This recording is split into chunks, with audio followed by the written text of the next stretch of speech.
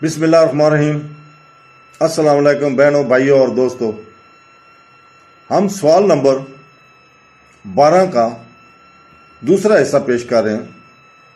کل اس کا پہلا حصہ پیش کیا تھا۔ تو دوستو، سوال یہ تھا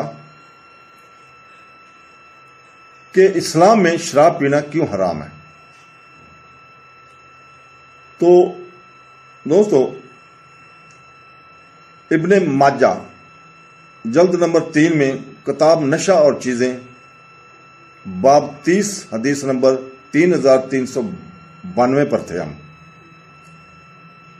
392 میں نشہ آور چیزیں میں بیان ہے، ہر وہ چیز جو زیادہ مقدار میں نشہ آور ہو تھوڑی مقدار میں بھی حرام ہے۔ اسی طرح ناپ یا ٹوٹ کے لیے کوئی عذر نہیں ہے۔ نہ صرف شراب پینے والوں پر لعنت ہے، بلکہ ان کے ساتھ بالواسطہ یا بلا واسطہ کاروبار کرنے والوں پر بھی اللہ تعالیٰ کی لعنت ہے۔ سنن ابن ماجہ جلد 3 کتاب نشہ باب 30 حدیث نمبر 3380 کے مطابق حضرت انس رضی اللہ تعالیٰ سے روایت ہے کہ رسول پاک صلی اللہ علیہ وسلم نے فرمایا، خدا کی لعنت ان لوگوں کے 10 گروہوں پر ہے جو شراب کا کاروبار کرتے ہیں۔ اسے کشید کرنے والا، جس کے لیے یہ کشید کیا گیا ہے، وہ جو اسے پیتا ہے، جو اسے پہنچاتا ہے، اور جس کے پاس لایا گیا ہے، جو اس کی خدمت کرتا ہے، جو اسے بیچتا ہے، جو اس سے پیسے استعمال کرتا ہے، اور جو اسے خریدتا ہے، اور وہ جو اسے کسی اور کے لیے خریدتا ہے۔ نمبر 8، شراب نوشی سے وابستہ بیماریاں۔ نشہ اور اشیاء یعنی شراب کے استعمال کی ممانعت کی کئی سائنسی وجوہات ہیں۔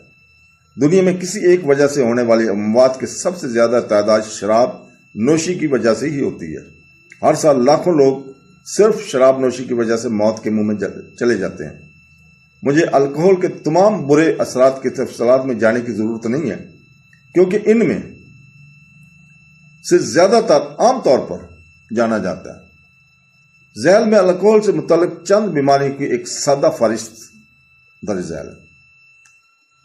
جگر کا سرفسس شراب سے منسلک ہے، سب سے مشہور بیماری ہے۔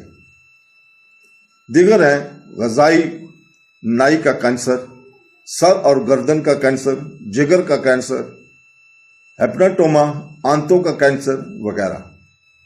یہ سب شراب نوشی کی وجہ سے ہیں، اور جتنے بھی شرابی ہیں ان کا اگر معائنہ کرایا جائے تو یہ چیزیں ان میں پائی جاتی ہیں۔ تو دوستو، اللہ تعالیٰ ہمیں اپنے پیارے دین اسلام پہ چلنے کی توفیق عطا فرمائے، اور ہمیں اللہ تعالیٰ کے راستے حضور پاک صلی اللہ علیہ وسلم کے فرمان کے مطابق زندگی گزارنے کا ہمت دے۔ آمین ثم آمین۔